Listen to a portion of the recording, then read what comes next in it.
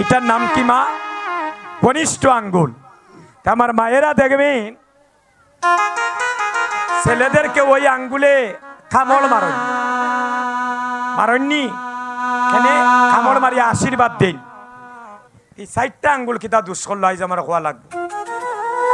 1 number, এই যে আঙ্গুলে কামড় মারইন, এই 4টা আঙ্গুলের মধ্যে আর কোনো আঙ্গুলে কামড় মারেন না কেন?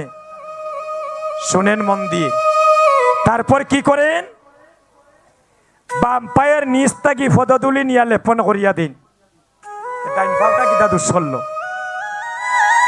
এই যে মা